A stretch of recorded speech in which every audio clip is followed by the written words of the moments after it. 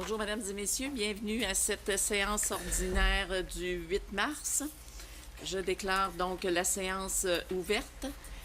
Comme en guise d'introduction, aujourd'hui, 8 mars, Journée internationale des femmes. Alors, je pense que ça mérite vraiment d'être souligné. Je voudrais faire un message particulier, je dirais, à nos conseillères, dans un premier temps. Alors, Gina est avec nous, Joanne est absente. À tout notre personnel féminin aussi au niveau de la ville, que ce soit ici à l'administration, service des loisirs, au niveau des travaux publics, nos pompières. Alors, il y a beaucoup de femmes à l'intérieur de la structure de la ville. Alors, malgré qu'on est à la fin de la journée, quand même, bonne fin de journée. Cette journée spéciale où on mentionne l'engagement des femmes dans le monde.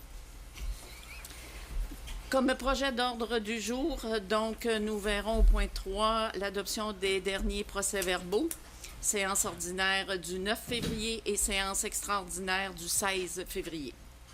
Au point 4, dans mes messages, je reviendrai sur la taxation 2016. Au point 5, dans les travaux publics, le rapport du conseiller M. Foster. Au point 6, en incendie, le rapport du conseiller M. Foster, suivi des rapports d'intervention et du rapport annuel du schéma de couverture de risque en incendie. Au point 7, en loisirs et sport, le rapport de la conseillère Mme Gina Lheureux. Au point 8, en développement culturel et social, je ferai le rapport de la conseillère Mme Joanne Gagnon. Et à 8.2, nous aurons une courte présentation d'un nouveau service à Forestville, celui d'une travailleuse de milieu, qui nous sera présenté par Mme Hélène Brochu et Marie-Ève Boivin. Au point 9, en aménagement et urbanisme, le rapport des permis de rénovation et de construction. Au point 10, en développement touristique, le rapport du conseiller M. Mario Desbiens. Suivi au point 11, en environnement et milieu de vie, le rapport du conseiller M. Yannick Bérubé. Le bloc 12, au niveau de l'administration, nous verrons le paiement des comptes mensuels, le rapport financier, les autorisations de déplacement, les demandes d'aide financière de nos organismes. À 12.5, le projet d'installation d'un radar haute fréquence.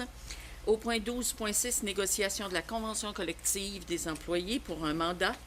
Et à 12.7, information à nos citoyens. Au point 13, dans les actes législatifs, nous verrons à 13.1, acquisition de l'entrepôt sur la route maritime. À 13.2, règlement 2011-250 pour une modification à l'annexe D de la tarification des services de la ville. Et à 13.3, fin de contrat pour l'employé numéro 11-13.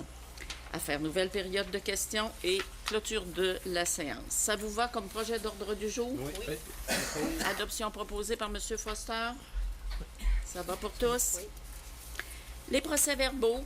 Alors, on va y aller dans l'ordre. Celui du 9 février. Je rappelle que les procès-verbaux sont toujours déposés en séance de travail. Donc, la veille, c'est hier soir. Donc, ils ont été lus et revus. Nous sommes donc dispensés par la même occasion de la lecture intégrale. Donc, le procès-verbal du 9 février pour adoption, proposé M. Yannick Bérubé, ça va pour tous? Oui. Et la séance extraordinaire du 16 février, qui était une séance sur un seul sujet, celui du dossier de la salle de spectacle. Proposition, M. Desbiens. Ça va toujours? Oui.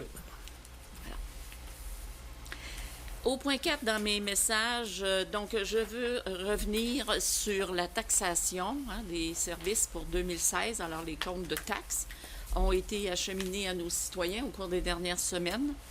Nous avons, depuis ce temps, reçu plusieurs citoyens avec leurs comptes de taxes. On les a invités vraiment, s'il y avait des questions, des besoins d'éclaircissement, à venir rencontrer M. Brochu pour se faire expliquer des comptes de taxes. Donc, certains sont restés stables, certains ont augmenté, certains ont baissé. Bon, voilà, mais je veux expliquer le pourquoi de ce nouveau calcul. Alors, il y a une nouvelle méthode de calcul, mais je veux exprimer aux citoyens le pourquoi de cette méthode. Évidemment que c'est un règlement qui est arrivé il y a déjà plusieurs années au ministère. L'origine, c'est le ministère des Affaires municipales qui donnait comme directive que les services, donc les services d'eau potable, d'eau usée et de la gestion des matières résiduelles, devaient être calculés d'une façon différente. C'est que le calcul ne doit pas se faire sur la valeur foncière, hein, la valeur, l'évaluation de la propriété, mais bien distinguer dans nos budgets combien ça coûte pour exploiter, pour fournir, pour produire, par exemple, l'eau potable, et que ce coût de service doit être réparti de façon équitable entre nos citoyens. On se rappellera, il y a quelques années, on avait fait l'exercice en ce qui concerne la gestion des matières résiduelles. Chaque logement, nous, on travaille en disant chaque porte, une porte habitée, bien, ça avait un coût. Puis là, les commerces étaient dans des barèmes à peu près comparables selon les volumes, selon la grosseur des commerces, pour arriver à avoir une taxation plus équitable au niveau de la gestion des matières résiduelles. Et cette année, bien, on complète avec l'eau potable et les eaux usées. Donc, ça a amené évidemment des modifications au compte de taxes des contribuables comparé à la méthode d'avant. Et comme je le disais au cours des dernières semaines, bien, quand on rouvre le robinet, c'est l'eau potable qui en sort. Ne fait pas de différence à savoir si la maison coûte 50 000 $ ou 150 000 $. Alors, c'est l'utilisation de l'eau qui doit être répartie chez les utilisateurs. La même chose au niveau des eaux usées, puis je ne vous ferai pas un dessin, vous comprenez le secteur, le service donc, qui est fourni à ce moment-là. Et la valeur foncière, l'évaluation de la maison et des bâtiments, évidemment, de la propriété. Cette année, la ville de Forestville a reçu ce qu'on appelle la nouvelle matrice d'évaluation. Alors, toutes les propriétés ont été réévaluées à Forestville et ce résultat d'évaluation, c'est la MRC qui nous le transmet. Ce n'est pas la MRC qui fait l'évaluation, c'est une firme experte en évaluation et qui transmet. Et là, on dit aux citoyens, bien, si jamais vous voulez des explications sur la valeur foncière de votre propriété ou si vous êtes en désaccord avec les montants, bien, on fait appel à l'évaluateur de la MRC qui explique aux citoyens à ce moment-là comment il est arrivé à ce chiffre-là. Alors, un peu pour remettre un petit peu là, les grandes lignes de l'information, parce que y a beaucoup de, je pense qu'il y a beaucoup de désinformation et je pense aussi qu'il y a beaucoup de critiques, mais c'est la méthode, de toute façon, de calcul que la ville de Forestville aurait dû, depuis déjà plusieurs années, mettre en application. Alors, on l'a fait cette année. Ça prend, je pense, courage politique pour faire les choses, mais comme depuis 2009, nous les faisons, les choses, alors on continue dans le même sens. La ville doit être conforme à la réglementation municipale qui gère les affaires municipales. Voilà. Et j'invite les citoyens qui ont besoin d'informations de nous appeler, de prendre rendez-vous avec M. Brochu, de venir avec leur compte de taxes, se le faire bien expliquer. Et s'il y a des accords, ils peuvent faire appel. Il peut y avoir... Si quelqu'un dit « il y a une erreur dans mon compte », venez à la ville, prenez rendez-vous et il y aura des explications. J'invite vraiment les citoyens à ne pas rester avec des impressions ou des questionnements. Adressez-nous, puis ça va nous faire plaisir de vous fournir les informations. Et si ça appartient à la MRC, on ira de ce côté-là. Voilà. On poursuit donc maintenant au niveau des travaux publics à 5.1 avec le rapport du conseiller M. Foster. Merci, Mme le maire. C'est un rappel qu'on va faire, là, parce que notre contracteur de neige a des problèmes, c'est un site. Il est interdit de stationner ou d'immobiliser son véhicule sur le chemin public entre 23h et 7h. Ça, c'est sous les accotements. C'est dans le milieu du chemin, puis je dis dans le milieu du chemin parce que c'est pas des farces, là. Il y en a que... Daniel m'a montré les photos hier. Il y a des... Le déneigeur est obligé de revirer de bord dans une rue parce que les chars étaient parqués dans le milieu du chemin. La rue n'a pas été ouverte. Fait que... du 15 novembre au 15 avril, ça c'est un règlement de la ville. Sur tout le territoire de la municipalité, sauf aux endroits indiqués par une signalisation prévue à cet effet et autorisant le stationnement pendant cette période d'interdiction. Alors là, on est rendu au mois de mars. Il ne devrait plus avoir autant de tempêtes qu'on a eu. On demanderait aux gens, là, s'il vous plaît, là, de collaborer. Après ça, si tout le monde collabore comme il faut puis que les rues sont ouvertes, on n'entendra pas chialer, puis le contracteur va être content, puis tout le monde va être content. Le déneigement, il est interdit de jeter ou de jeter de la neige sur le terrain ou sur toute rue, emprise ou propriété de la municipalité, sans autorisation préalable du conseil municipal. L'emprise est la partie comprise entre la rue et la ligne de votre terrain. Ça, je pense que, en tout cas, c'est toujours, on va dire, c'est le GBS, c'est le gros bon sens. La neige, là, le déneigeur la met sur le côté, puis c'est pas aux citoyens à la reprendre, de la remettre dans la rue, parce que là, ça va être un jeu du chat et de la souris, là, quand le déneigeur et le citoyen. Ça fait que gardez votre neige chez vous, le déneigeur, lui, va la ramasser, puis après ça, ben, ce que vous voulez, les petites bandes, ben, on va tout être pris de la même façon, on les pris pour les ramasser, chacun notre tour. C'est tout pour le déneigement, madame. Merci, M. Foster, pour ce rapport des travaux publics. Je vous laisse quand même le micro pour le rapport en incendie. Oui. Vous allez peut-être trouver ça un petit peu... c'est pas inapproprié, c'est approprié des permis de brûlage en hiver. Oui, voilà. Même en période hivernale, le service des incendies de la ville de Forestville vous rappelle qu'il est obligatoire pour tout citoyen des municipalités situées entre Colombier et les Escoumins de se procurer un permis de brûlage auprès de sa municipalité. N'oubliez pas qu'il est interdit de faire ou maintenir un feu d'herbe, de feuilles ou de débris des matériaux de construction. Pour plus d'informations, n'hésitez pas à communiquer avec le service des incendies. Je dis c'est inapproprié, c'est parce que même en hiver, là, c'est pas obligé d'être un feu de bois. Là. En tout cas, il y en a qui font brûler des matériaux que normalement ne devraient pas brûler. Ça devrait être soit être mis ici à l'hôtel de ville comme des huiles ou des choses en même. Je veux dire, pour tout feu, c'est bon de venir à la ville demander un permis parce qu'on va vous demander c'est quoi que vous avez à faire brûler. Ils vont vous renseigner sur quoi vous devez faire brûler, puis sur quoi vous pouvez ou sur quoi vous ne pouvez pas. C'est pour ça que c'est 12 mois par année. Si vous permettez, M. Oui, Foster, oui. aussi, lorsque les gens ne demandent pas de permis, puis il y a des citoyens qui voient de la fumée, ben là, on appelle les pompiers, puis là, les pompiers doivent se déplacer, arrivent là, c'est des feux en arrière des résidences, puis ben, la brigade est obligée de sortir.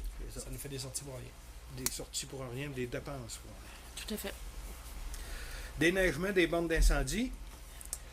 C'est l'entrepreneur en déneigement qui a la responsabilité de déneiger les bornes d'incendie. Par contre, si vous avez une borne sur votre terrain ou à proximité, veillez à ne pas la recouvrir de neige. Le dégagement des bornes d'incendie est requis puisque les pompiers doivent brancher les équipements afin de lutter contre les incendies ou pour sauver les vies humaines et limiter les pertes matérielles. Malheureusement, le service constate que certains citoyens entassent la neige trop près des bornes d'incendie. Cette situation peut engendrer des conséquences néfastes sur la sécurité des citoyens, puisque le délai d'intervention minimum des pompiers est augmenté. En cas d'incendie, chaque minute compte.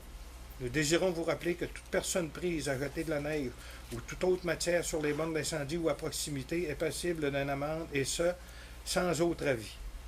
Par conséquent, nous sollicitons la collaboration habituelle de nos citoyens. Il en va de votre sécurité et de celle de votre famille. Ça, en tout cas, quelqu'un qui a une borne d'incendie chez lui, il a bien plus intérêt à la déblayer qu'à mettre la neige dessus. Fait qu'on vous demande, là, quand le déneigeur a passé et qu'il l'a déblayé, on vous demande de ne pas la réenterrer de neige. Merci bien, c'est tout, Mme le maire. Merci, M. Foster. On est donc à 6.2 avec le rapport des interventions, toujours en incendie, déposé donc par M. Brochu. Merci, Mme Anctil. Bonsoir tout le monde. Donc, pour le mois de février, notre brigade a sorti une fois à Colombier pour une fausse alerte. À Forestville, 5 sorties ont été enregistrées, soit une pour un accident de véhicule, une autre pour un incendie de cheminée et 3 fausses alertes. Rien à signaler à Port-Neuf-sur-Mer ainsi que Longuerive. Par contre, les Escoumins, une sortie pour un incendie autre ainsi qu'une fausse alerte. Donc, au total, 8 sorties pour la brigade sur le territoire couvert par l'entente. C'est un dépôt, merci. À 6.3, le rapport annuel, donc il nous a été déposé hier concernant le schéma de couverture de risque en incendie. Donc, rapport qui a été préparé par M. Martin Bouchard. Donc, s'il n'y a pas d'autres questions par rapport au rapport, ça va? D'accord. Donc, il est résolu d'adopter le rapport annuel d'activité du plan de mise en œuvre du schéma de couverture de risque en incendie pour l'année 2015, tel que présenté par le directeur des incendies par intérim, M. Martin Bouchard. Pour adoption. Madame Lheureux, ça va pour tous? Oui. Parfait. Au point 7, maintenant, loisirs et sports. Donc, le rapport de la conseillère, Madame Gina Lheureux. Merci, Madame le maire. Bonjour tout le monde. Donc, en loisirs et sports, pour ce mois-ci, les activités donc, de la semaine de relâche, la Ville aimerait remercier les personnes suivantes pour leur implication lors des activités de la semaine de relâche. Donc, en action santé Haute-Côte-Nord, Mathilde Paris-des-Îlets, artiste peintre Madame Linda Isabelle, le Club Plein d'Air, les employés municipaux, Espace Famille, Madame Cynthia Gagnon et Caroline Lepage, Ferme Bas d'Alex, Madame Caroline Murray, la Maison des Jeunes L'Entretemps, Guillaume Thibault et ses jeunes, Sport Espoir Haute-Côte-Nord, Jean-Yves Michaud, ainsi que Zumba, Madame Annie-Sophie Paquette. Donc, les activités à venir, du 11 au 13 mars, il y aura la compétition régionale Ginette Lehoux en patinage artistique. 18 au 20 mars, tournoi hockey bottine. 19 mars, exposition de peinture, atelier Victor Pelletier. 1er au 3 avril, tournoi défi 4 contre 4. Et ainsi que le 4 avril prochain, la fin des activités de la glace. Merci, c'est tout pour moi. On invite les citoyens toujours à consulter le site Internet de la Ville. Toutes ces activités se retrouvent avec les heures et toutes les informations nécessaires. Merci, Mme Lheureux. Au point 8, en développement culturel et social, donc Mme Gagnon, malgré son absence, le message, c'est d'annoncer que le comité de spectacle de Forestville a maintenant un nouveau président, en la personne de M. Laurent Thibault, qui a accepté de relever le défi. Et comme on sait que le dossier de la salle de spectacle est un dossier de grande importance présentement, qu'il est sur la table du ministère, il est rendu à Québec et en négociation à ce niveau-là.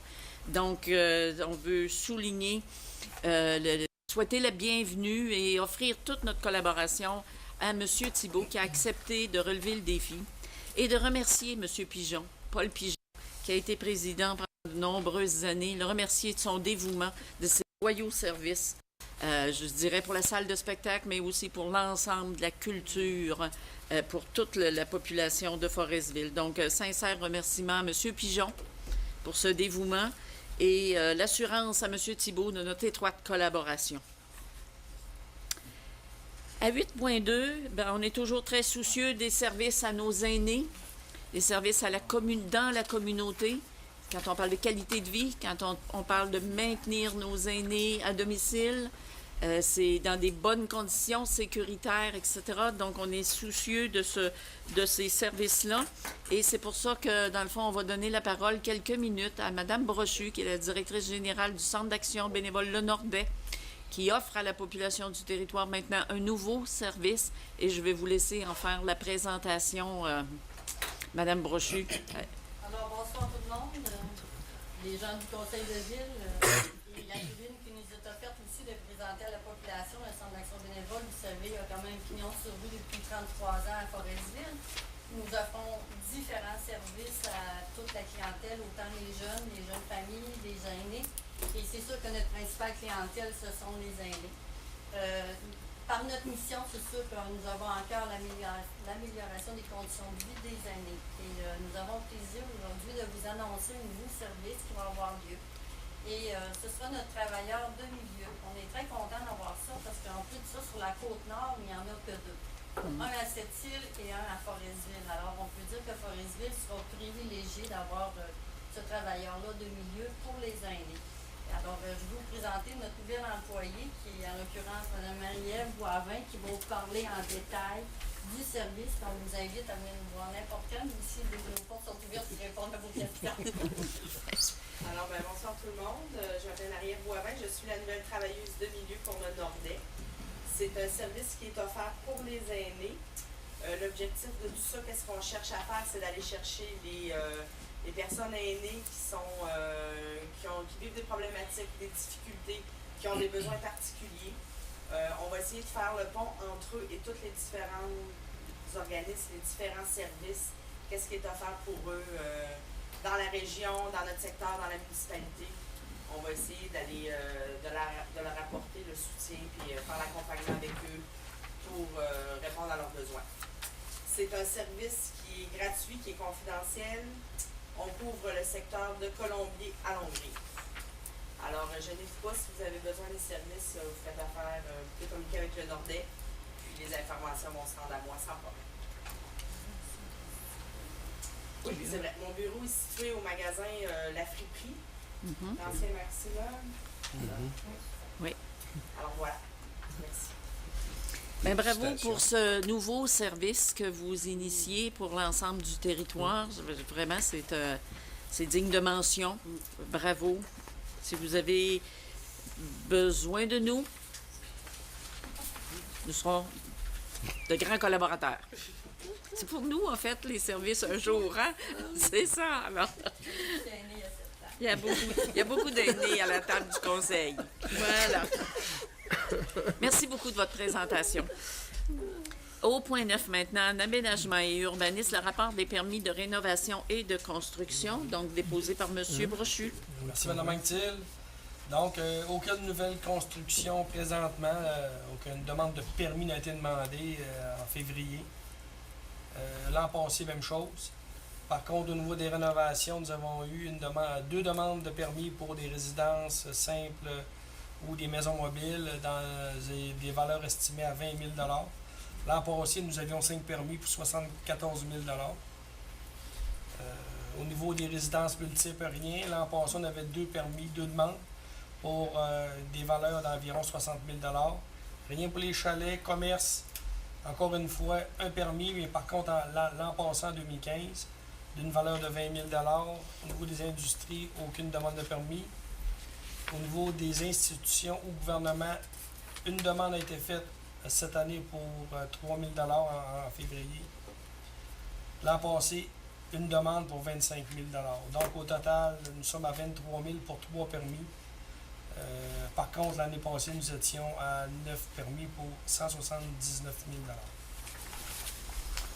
C'est un dépôt, donc merci.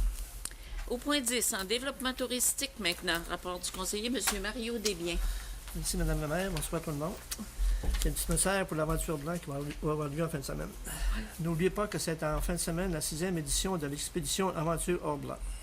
C'est sous le thème Grand Mascoucham Pessamit 2016, qui signifie festin et grand rassemblement.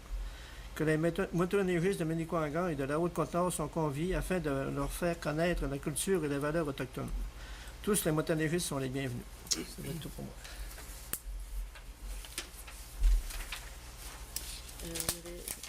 Avez-vous la lettre, monsieur? Non, c'est pas quel OK. Et c'est la lettre qu'on a reçue. Ah, OK. C'est une lettre qu'on a reçue d'un visiteur au camping et je pense que les éloges qui y sont inscrits, ça vaut vraiment la peine qu'on en fasse la lecture. Bécamo, février 2016. Camping de la Bévette. Un petit mot pour vous dire merci pour l'amélioration des lieux de votre terrain de camping et nous tenons aussi à souligner le beau travail de toute l'équipe de M. Roussel, qui, avec leurs accueils chaleureux, rend notre séjour bien agréable. Continuez votre beau travail. Et encore merci pour votre beau havre de paix. Monique Denis Gagnon, Yves Colette Laprise. Voilà. Donc, merci beaucoup, M. Desbiens. Merci. Au point 11, maintenant, en environnement et milieu de vie, le rapport du conseiller, M. Yannick Bérubé. Merci, Mme la maire. Bonjour tout le monde. C'est au sujet des résidus domestiques dangereux. Il ne faut jamais jeter de produits dangereux dans les ordures ménagères, le recyclage ou l'évier, ou encore moins les bouches d'égout. Voici un exemple des matières à apporter au garage municipal. Ammoniac, cire à plancher, combustible à fondu, fixatif, nettoyant à toilette, vernis à ongles, décapant, teinture, aérosol, piles, tubes fluorescents, ampoules fluo compacts, etc. Vous devez conserver des produits dans les contenants d'origine, vous assurer que les produits sont clairement identifiés, par une étiquette lisible. Ne mélangez pas les produits entre eux et assurez-vous qu'ils sont bien fermés et qu'ils soient bien étanches. Pour connaître toutes les matières, consultez le site internet de la ville, de forestville.ca, dans la section Éco-citoyen. Merci. Merci, M. Bérubé. Donc, dans le bloc 12, à l'administration, le paiement des comptes. Alors, je le redis à chaque assemblée, mais les comptes sont aussi déposés. Ils sont ici, ils sont disponibles, mais ils sont déposés en comité de travail, ce qui fut fait hier. Ligne par ligne, les factures sont vues et revues. Donc, on peut passer à l'acceptation s'il n'y a pas d'autres questions au niveau du conseil. Non. Ça va. Donc, d'autoriser le paiement des comptes au 29 février 2016 pour un total de 563 315 et 7 sous. M. Brochu certifie qu'au meilleur de sa connaissance, les fonds seront disponibles pour le paiement des comptes et des déboursés. Par résolution, M. Foster. Tout le monde est d'accord? Oui. À 12.2, le rapport financier. M. Brochu. Merci, Mme Actil. Donc, 2 mois de complété. 17 on va dire 16,7, on a arrondi à 17. Là. Donc, au niveau de l'administration générale, on a utilisé en 2016 109 706 sur 833 862.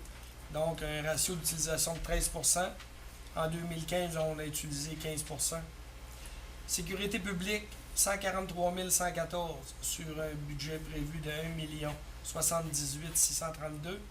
13 d'utilisation, encore une fois. En 2015, on avait utilisé 9 même date. Transport routier, 150 584 sur 1 78 827. Un ratio de 14 13 en 2015. Hygiène du milieu, 169 887 sur un budget prévu de 976 542. Un ratio de 17 comparativement à 5 en 2015. Principalement, l'hygiène du milieu, c'est la facture des matières résiduelles qui l'année passée n'était pas rentrée à la même date. Là, elle a été comptabilisée, c'est un 123 000 Donc, urbanisme et mise en valeur, 23 597 sur un budget de 441 547. On a utilisé 5 jusqu'à date.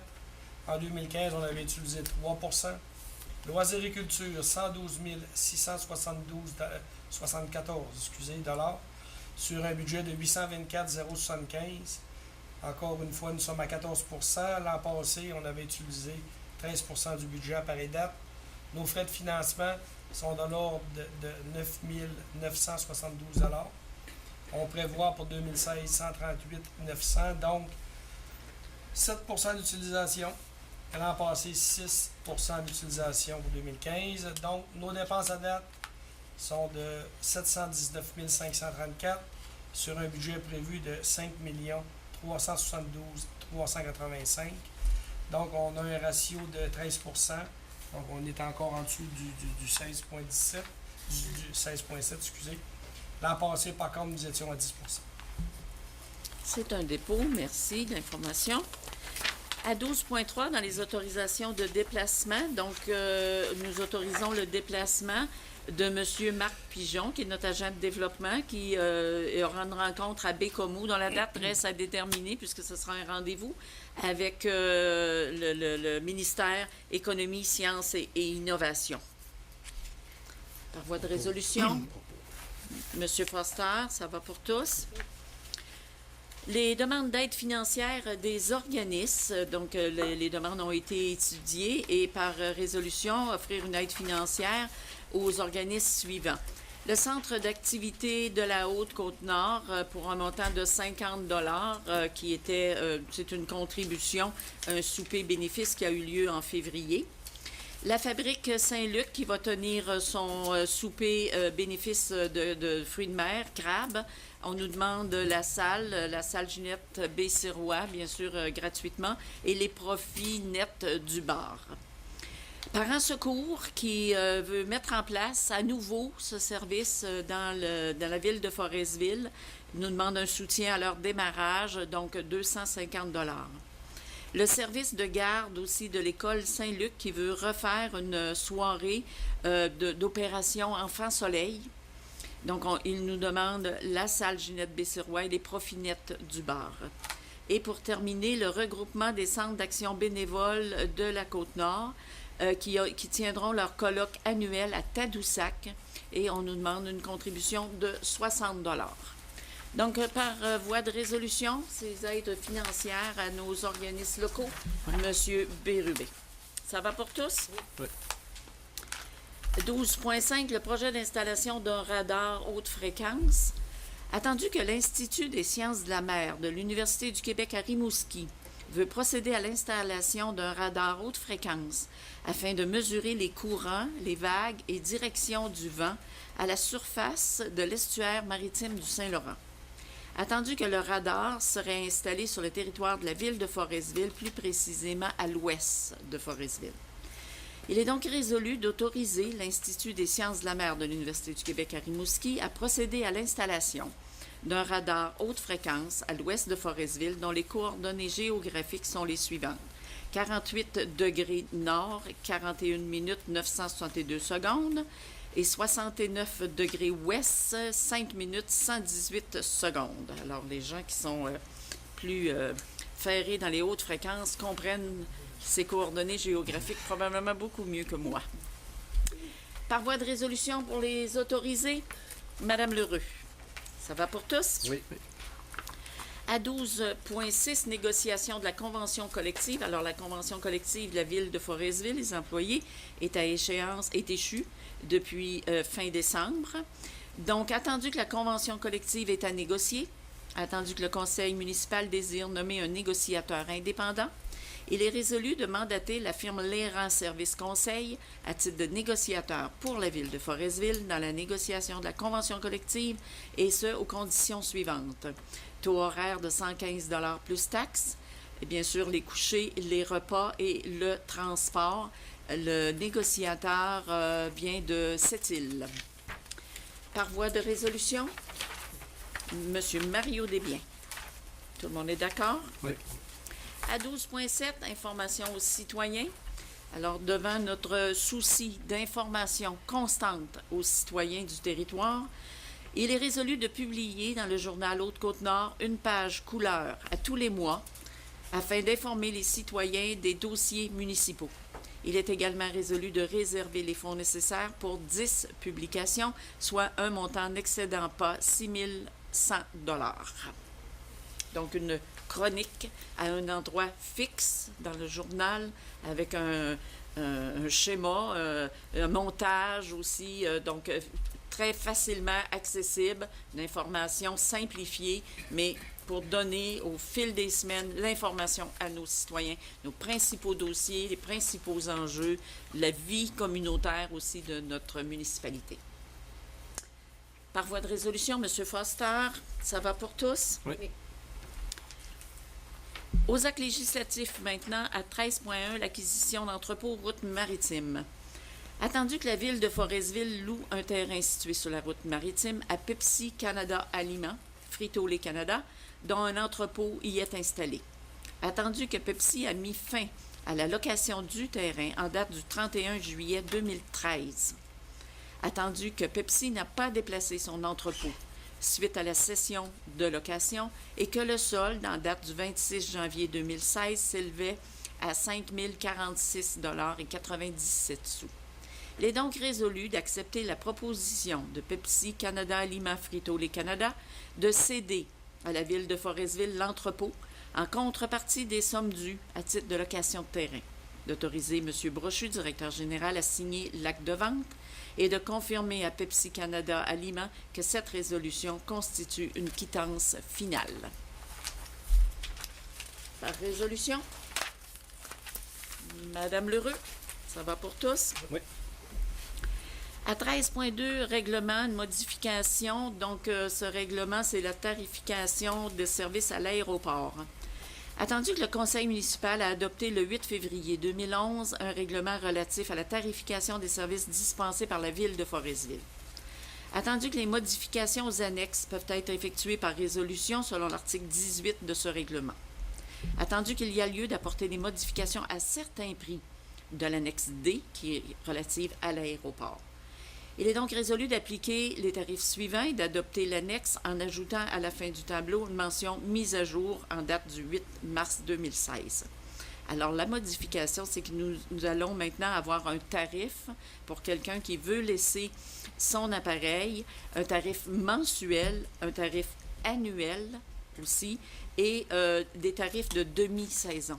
Alors, il y a des gens qui ne veulent pas être là à l'année, qui veulent être là en période estivale ou vice-versa. Et notre charte de tarification n'avait pas ces tarifs-là. Alors, on vient ajouter. Donc, je rappelle que pour stationner un avion ou un hélicoptère, il en coûte 12 $ la nuit, 50 $ si c'est le mois ou 500 $ par année. Et quand c'est des demi-années, bien, c'est 250 pour la demi-saison. Donc, un ajout à notre tarification qui vient plus s'adapter à des réalités puisqu'il y a des demandes davantage dans ce sens. Proposition? Monsieur Desbiens? Ça va pour tous? Oui. À 13.3 maintenant, fin de contrat, employé 11-13 par voie de résolution. Considérant que l'employé portant le numéro 11-13 a déposé des plaintes à la Commission des relations de travail et à la Commission des lésions professionnelles. Considérant que l'employé 11-13 est actuellement en arrêt de travail pour cause d'invalidité et ce pour une durée indéterminée. Considérant que l'employé a également un litige avec son assureur invalidité. Considérant que l'assureur invalidité et l'employé ont sollicité la participation de la Ville de Forestville afin de régler tant le dossier concernant l'assurance invalidité que la question de l'emploi de l'employé auprès de la Ville de Forestville, incluant les plaintes précitées. Considérant que suite à des négociations, l'assureur invalidité, l'employé et la Ville de Forestville ont convenu de régler l'ensemble des litiges à l'amiable, suivant les paramètres d'une entente de principe à être entérinée par le Conseil. Considérant que la part de la Ville de Forestville dans le règlement global des dossiers est de 24 000 $, incluant une somme de 9 004 $ due à l'employé pour des vacances cumulées et non encore prises. Considérant que dans le cadre de l'entente, l'employé et la Ville de Forestville se donnent quittance complète, générale et finale de toute somme qui pourrait être due relativement à l'emploi de l'employé. Considérant que dans le cadre de l'entente, l'employé démissionne de son poste. Considérant que le comité de l'entente intermunicipale de protection contre l'incendie a recommandé, sur consultation, d'accepter l'entente de principe. Considérant que l'entente est raisonnable et qu'il y a lieu d'accepter cette entente de règlement hors cours, il est donc résolu que la Ville de Forestville accepte l'entente de règlement hors cours et entérine l'entente de principe intervenue entre la Ville de Forestville, l'assureur invalidité et l'employé 11-13. Que la Ville de Forestville mandate ses procureurs de la firme Tremblay-Bois-Mignot-Lemay afin d'analyser et finaliser l'entente écrite formelle à être réalisée, confirmant l'entente de principe déjà négociée entre les parties et pour confirmer au tribunal administratif du travail le règlement hors cours des dossiers portant les numéros CQ 2015-6058 et 57-5205. Que Mme Micheline Antil, mairesse, et M.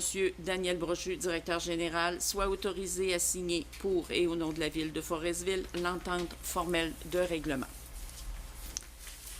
Proposé par M. Foster. Ça va pour tous? Donc, ceci met fin, à moins qu'il y ait des affaires nouvelles. Non. Non, ça va. Au point 15, période de questions. Donc, la parole en priorité aux journalistes. Madame Kennedy. Oui, bien entendu, j'aurais quelques questions, Madame Antil, concernant le projet de résolution 13.3. Oui. Est-ce que cette entente-là met fin aux plaintes et à tout ce qui est en cours au niveau de... Oui, madame. OK. La commission des lésions professionnelles et la commission des relations de travail. Oui, madame. Donc, ce dossier-là va être Clos. Oui. OK, c'est bon. Est-ce qu'on peut savoir, est-ce qu'on parle de quelqu'un en particulier? Est-ce qu'on peut savoir le nom de la personne? Non, on n'a pas le droit. La confidentialité oblige. Alors, nous devons travailler avec le numéro de l'employé. OK, c'est bon. Au niveau de la salle de spectacle, je voyais Oui. dans votre ordre du jour, séance extraordinaire, je crois que vous avez Oui. parlé de la salle de spectacle. Oui. Est-ce qu'on peut savoir connaître la teneur de cette séance extraordinaire? Tout à fait, tout à fait. Je vais retourner dans le procès verbal, même pour... Alors, écoutez, le dossier de la salle de spectacle est vraiment, maintenant, vraiment complété, déposé au ministère de la Culture. La seule chose qui avait été demandée par le ministère dans son analyse finale, et le ministère, pas la direction régionale, on parle vraiment du ministère à Québec, c'est qu'il souhaitait que la ville de Forestville s'engage à supporter le comité de spectacle au fil des années, parce qu'on sait que c'est le comité de spectacle qui serait le porteur de la subvention. Hein. C'est pas le maître d'œuvre, parce que le maître d'œuvre du bâtiment, c'est la commission scolaire, mais le porteur de la subvention, c'est le comité de spectacle. Et le comité de spectacle était quand même un organisme de bénévoles. Le ministère voulait avoir un engagement d'un organisme dûment constitué et imputable à la population aussi, hein, dans sa reddition de comptes. Donc, qui viennent s'impliquer ou cautionner et supporter le comité de spectacle si, au fil des années, le comité de spectacle avait des difficultés dans son membership ou autre. OK? Et dans la réalisation de la réfection, le ministère souhaitait que la ville de Forestville nomme quelqu'un qui puisse accompagner, dont il voulait vraiment avoir un nom. Alors, l'assemblée qu'on a fait, l'assemblée extraordinaire, était pour donner l'accord, hein, pour l'engagement de la ville de Forestville à supporter le comité de spectacle. Et nous avons nommé M. Brochu à titre de directeur général pour supporter, pour accompagner la réfection de la salle de spectacle. Et cette résolution-là, elle a été acheminée au ministère. Je lisais mon courrier quelques minutes avant l'Assemblée tantôt. J'ai un accusé-réception venant du cabinet du ministre qui nous remercie de cet engagement qui vient vraiment compléter le dossier. Donc là, on passe à l'analyse et voilà, on attend. Donc, ça augure bien. Nous restons très positifs dans le dossier, comme nous le sommes depuis le début, et nous avons fait, étape par étape, toutes les démarches qui nous ont été demandées. Il ne faudrait pas qu'avec d'autres remaniements ministériels. Ben, c'est ça, parce qu'on a changé de ministre depuis, et voilà. Mais on est... patience et persévérance, nous avons refait nos devoirs auprès du nouveau cabinet, du nouveau ministre, et voilà, on est toujours sur le... Parce que finalement, le comité de spectacle est en quelque sorte le promoteur, finalement. Oui. C'est ça de Oui. la salle de spectacle. C'est ça. Et on se rappelle dans le montage financier que, dans le fond, la Ville s'engageait pour 200 000 $, la commission scolaire, le ministère de la Culture, et au moment où le ministère de la Culture va donner son accord, Patrimoine Canada, qui est, lui, le fédéral, mais il doit attendre que le provincial s'engage formellement. Alors, nous sommes aussi en lien, évidemment, avec Patrimoine Canada pour lui dire « Soyez patient avec nous. On espère sous peu avoir de bonnes réponses. » OK. Dernière question, Mme Anctil, concernant le point 12.5, le projet d'installation de radar et de fréquence. Est-ce que vous pouvez me dire en quel endroit, Oui. à l'ouest du territoire? M. Brochu, À la patte de lièvre. À la patte de lièvre. Ben, tout le monde sait où c'est. C'est l'île La Patte de Lièvre, c'est sur le dessus de la piste cyclable. L'ancien arrêt Oui. qu'on avait, l'arrêt routier qu'on avait entre Forestville et Portneuf. Ah, OK. À la C'est patte. la piste cyclable qui est là. Puis c'est à partir de là qu'ils vont mettre. C'est un peu les mêmes antennes qu'on voit à Pointe-à-Boisvert. Ah, OK. Les mêmes principes d'antennes, c'est les mêmes choses. OK. À la halte de Longueuil. Halte, exact. OK. C'est Ça ça. va se faire quand, ça? À ce printemps. Ah, c'est assez rapidement. Assez pour que ça soit mis en place pour l'été. C'est tout pour moi. Merci beaucoup. La parole est aux citoyens. Questions? Allez-y, c'est à vous. Ben moi, pour compléter Madame Kennedy, là, Oui. j'aimerais bien ça que, quand vous parlez de ça, là, qu'avec les 48 degrés, 70 minutes, Oui. on est familier avec ça, là, puis elle, cette information-là, j'en manquais. Ça aurait été peut-être 18 secondes, je l'aurais trouvé. Et là, c'est parce qu'on aime bien savoir, quand vous parlez de même, là, où ça se situe. C'est juste pour ça, là. C'est que nous, dans la- Cette information de même, on Oui. Ben, c'est ça, on l'a situé plus aisément géographiquement. Là, on dit que c'est à la patte de lièvre. C'est que nous, dans notre résolution, on est obligé de donner ce type d'informations-là pour que notre résolution soit formelle. Parce qu'il y a des fois qu'on lit vos règlements, là, que vous dites le terrain, 3 L'eau, 900, oui. on aime bien savoir où c'est. L'adresse, plus simple. D'accord. Je dirais, regardez ça vite, là, je suis pas un coup de queue, mais des cadenas avec clé de 1300 pièces, là. Peut-être que vous en avez acheté plusieurs, là, je sais pas, là. Oui. Il y a une J'espère que explication. c'est pas juste un cadenas, là. Non, Regarde pour moi, ce cadenas-là. Non. c'est à l'aéroport, d'ailleurs. C'est des cadenas à l'aéroport qu'on met. L'autre chose, c'est ce qu'on essaie, c'est qu'il n'y ait pas des cadenas qui ne soient pas pareils un peu partout. Donc, c'est un type de cadenas.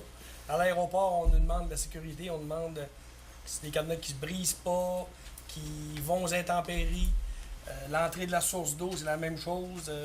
On ne veut pas que les gens y aient accès là. Fait que, je comprends, il y en a 6. Ils sont dispendieux, je viens de savoir d'accord avec vous. Non, c'est pas dispendieux si c'est des bons cadenas, là. Oui, ben c'est ça. C'est pas Puis, sécuritaire, là. évidemment, on veut éviter que les gars aient 7, 8, 12, 15 clés. Donc là, on a Ouais, c'est des clés. une clé Une clé. pour le même pour tout le monde. Je n'en parle pas parce que ça m'a choqué un peu cette semaine, ça.